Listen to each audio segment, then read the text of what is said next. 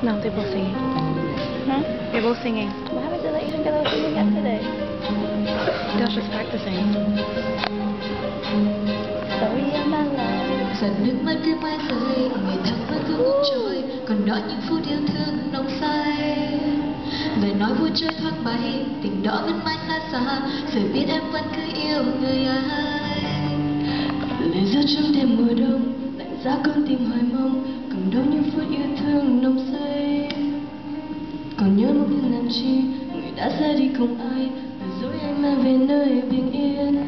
Tháng năm qua tình chờ trong xa vắng, tim hao khô bao nhớ thương, nhớ khi xưa ta còn nhau cỡ sao anh dối gian.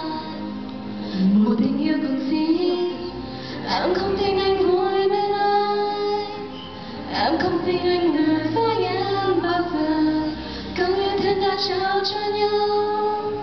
Mà sao hôm nay anh nói chia đôi hai người, chôn bao nhiêu gió sâu trong khối lòng, để rồi ngày đêm thương nhớ trong mong héo mòn. Em không muốn chia tay, về lại bên anh.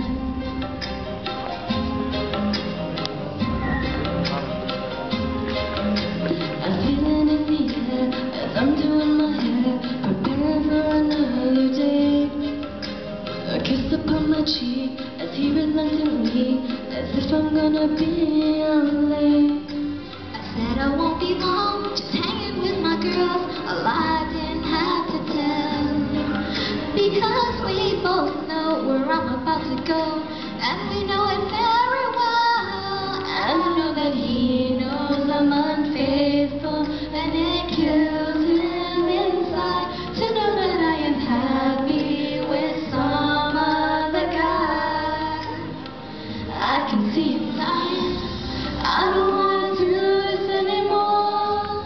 I don't wanna be the reason why every time I walk out the door, I see him die a little more inside. I don't wanna hurt him anymore.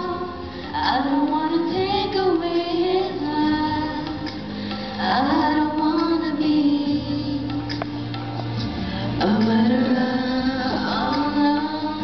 Distrust, I might as well take a gun and put it through it, get it over with. I don't wanna do this anymore. No, anymore. Em không tin anh vui bên anh, em không tin anh lừa dối em bao giờ, câu yêu thương đã trao cho nhau.